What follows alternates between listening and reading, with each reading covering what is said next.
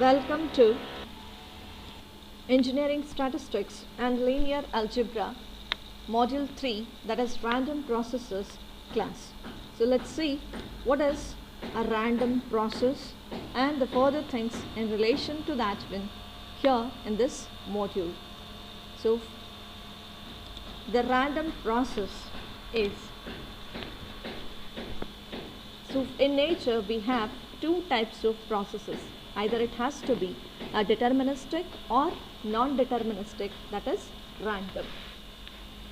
So deterministic means which can be predicted and non-deterministic means which cannot be predicted, which we get to know once the thing happens. Example, the thermal noise generated in electronic components is a random process, or it is random in nature. Then to learn this, so let's learn the random process. The random process, when a random variable, we know what is a random variable. It can be x, y or anything for the event. So when the random variable is a function of an independent variable, let's say time, then it is called random process. Now let's consider the signal as in the figure. So let's say x1 of t represents a random process. Now when it is a function of time, it becomes random process.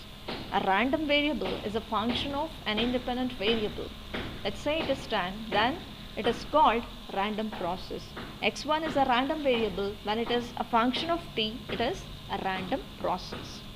So at different values of t, we can draw this x1 of t signal. Similarly, x2 of t for another random event we can represent as a function of time. Similarly, x3 of t. So we can have n number of random events, and for each of them we can represent the signal with respect to time. So I hope what is a random process and random variable is understood. A random signal generated at multiple points are collectively called random processes. The random signals generated at multiple points. Now random signals, now x1 of t. Now here at t1 a random signal is generated, and at x1 of t3, at t3 the signal is generated. So this can be referred as a random process. Even in this x2 of t1, x2 of t3, so at t1 and t3, these all have their own values, and these are referred as the random processes. A random process is a stochastic process, and it is an ensemble or a sample space, such as sample space consists of sample points whose outcomes is a random function of time. Now here we'll list the sample functions x1t, x2t and so on xnt are the outcomes of random processes x of t at t is equal to, let's say, tp. Now when t is equal to tp, we can write x1 tp, x2 tp and so on up till xn tp is a random variable.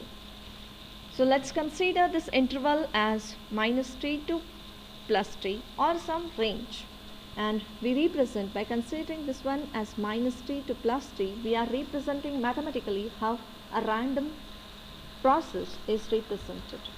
A random process is given by, so x t of yes we write. So if a random process is observed over an interval, that is t is observed over an interval minus t to plus t, then the random process is mathematically represented by x t of yes. So where t is in between minus t to, here yes represents the sample point at the sample space, that is s1 is x1 of t, s2 is x2 of t and so on. So we can write x of t and S1, then it represents X1 of that T of the first signal. If it is S2, then it represents the second signal's value at T1, T2 and so on. Because we have more signals, we need to have two values, one for representing the time instance and another for representing the signal which we are pointing towards. So at T is equal to Tp, we can write X of Tp S1, X of Tp S2 and so on, means at a particular value, at a particular Tp. So X1, X2 or which signal is referred, we can point. Now we can differentiate the random variable and random process. We know random variable, it is a variable, it is not related with respect to time. But when the random variable is defined with respect to a time, like let's say the random variable taken at so and so time. For example, we take the time like at 2 o'clock or at 10 o'clock or morning, evening, with some date and time. If we specify, then that becomes a random process. And if we are just defining it, then it becomes just a random variable. So let's see briefly the difference between the random variable and random process. It is a set of numbers. It is a waveform. Like which all the values it takes we can list. But if we represent it in the form of a T, then it becomes a random process. Then it is not a function of time, the random variable, but definitely the random process is a function of time. Random variables are not further classified, but random processes can be either stationary or ergodic in nature. Only ensemble averages can be calculated. Here we can find ensemble as well as time averages can be calculated. So that is regarding the random variable and random process. For example, I can conclude this random variable and random process as, let's say we have a coin, then its sample space would be head and tail. So that becomes, let's say, X1, number of heads taken can be either 1 or 0. So we can represent its sample space as S is equal to 1, 0. That's it. But a random process will be, let's say, number of heads. X1, we write X1 of, now we represent in the morning, let's say at 10 o'clock. Then at 10 point so on, at 10.00 seconds. Then we have 10 hours 00 seconds. When we toss the coin, we got, let's say, head. Then we represent it as 1. We draw a signal there. We represent it as 1. So let's see that. Let's write the sample space for tossing of the coin is head and tail. And let's say X1 is the random variable for number of heads. Then S of X1 will be 1 and 0. When it is head, we may have the 1, number of head counts as 1, and when it is tail, the number of head counts would be 0. This represents a random variable. So it represents, let me write the random variables. When it has to be a random process, then we have to represent it with respect to time. This has to be a random process, then we need to consider the time into consideration. Then when time is coming, then we have to write it as X1 of the T. Let's say the time at this instance, or we may take some time value reference. It may be some time like 10 o'clock, or it may be 12 hours, 12 a.m., anything we can consider. So if when I toss the coin at that time, if I get head, then I'll be representing 1 at that place. And in the next instance, let's say after 1 second or maybe after a minute, if I am again tossing a coin and if I get a tail, then I'll represent it as a 0. Then similarly, after 1 more minute, if I at 12:01, my answer is like I got a tail, so I'll be representing it by 0. And again after 12:02, at 12:02, if 12 hours 2 minutes, if I toss, if I get again head, then I'll be representing it by means of 1. So now I'm representing my event by means of with respect to time, and it is taking up the form of a signal. So it is with magnitude 1 over here, and this will be with respect to the time axis. So this is the difference between the random variable and random process. Now the classification of random processes. Random processes can be classified as the continuous and the discrete time random processes. Let's see what is a continuous time random process and a discrete time random process. A random process x of t is continuous if x is continuous and t can have any of the continuum of values. Means if the t can have, now in the previous case just we have said, so it was a discrete time because it was not defined. Or if I think that continuously I'll be tossing the coin, and if I am getting the results, then I may record those as continuous values.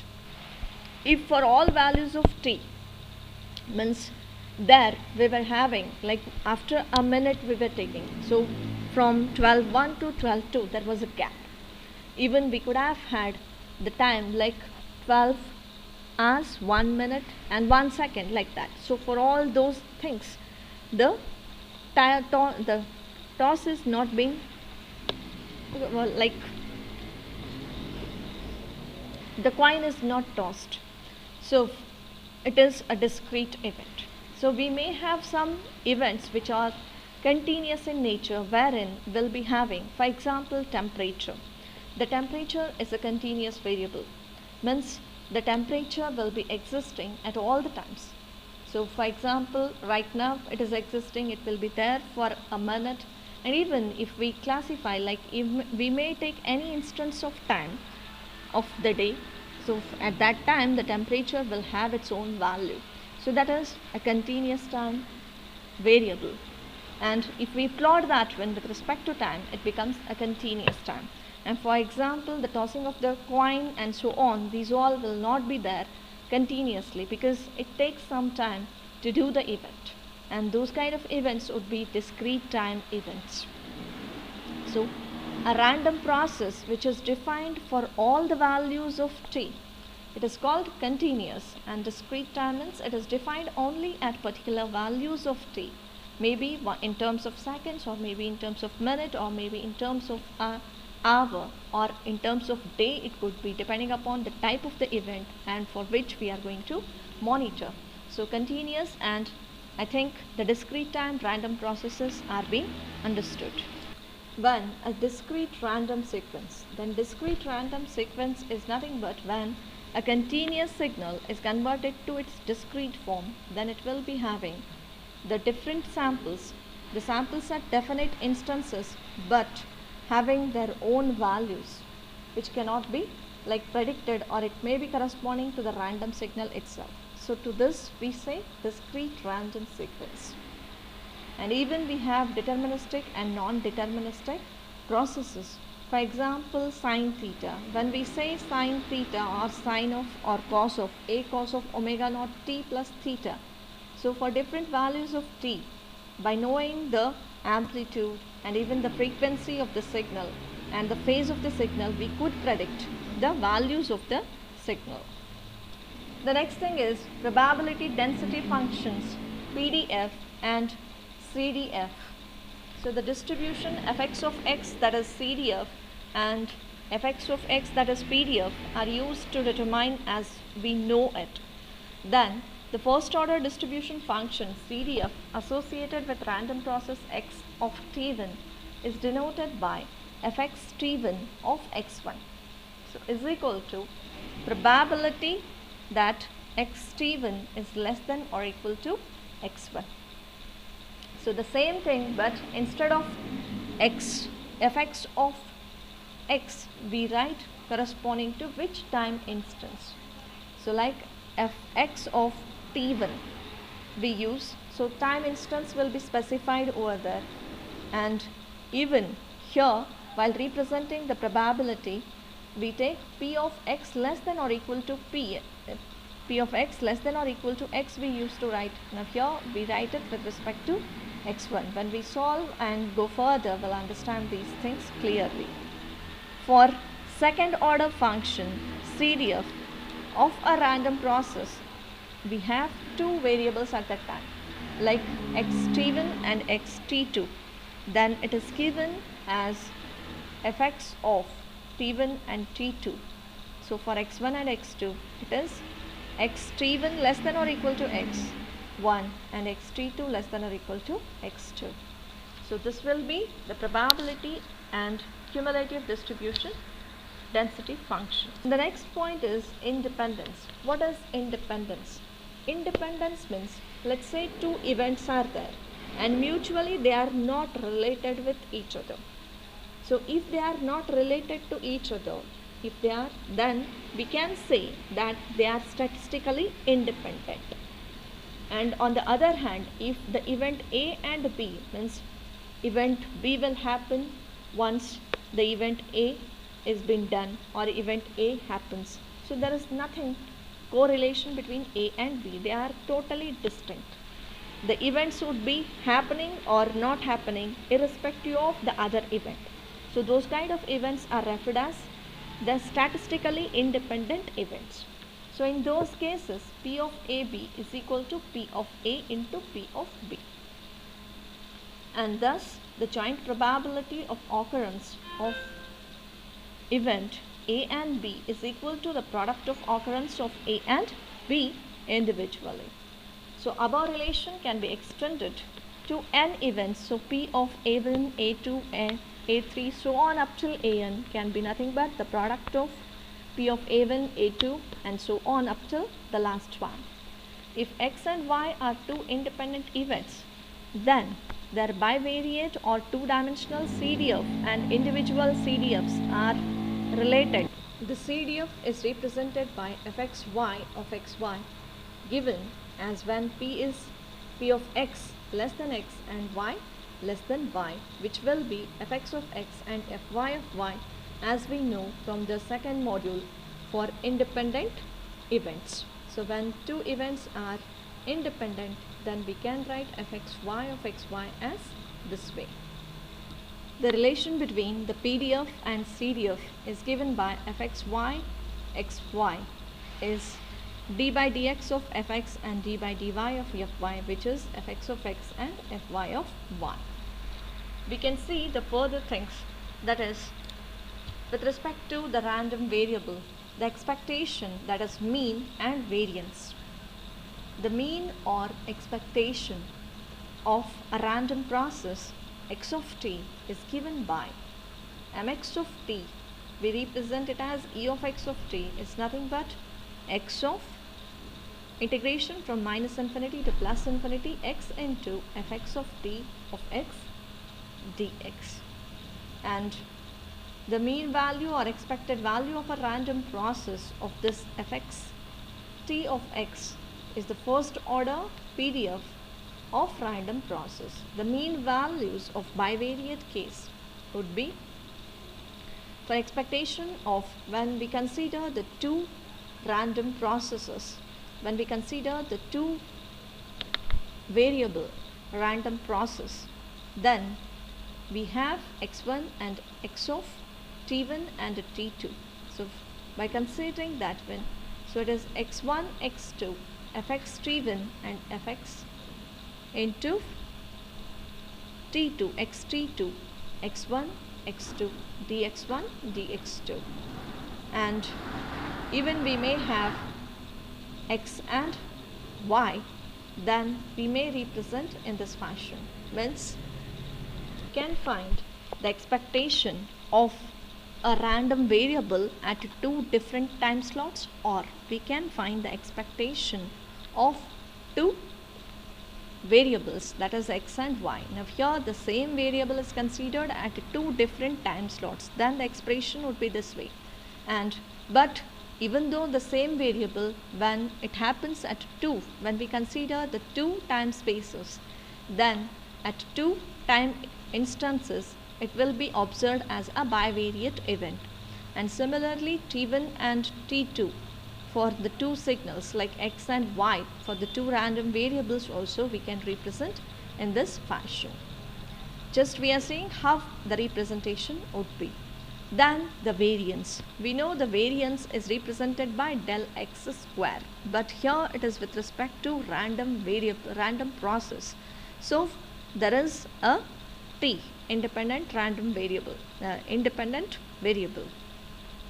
So integration from minus infinity to plus infinity x minus mx, but it is not simply mx.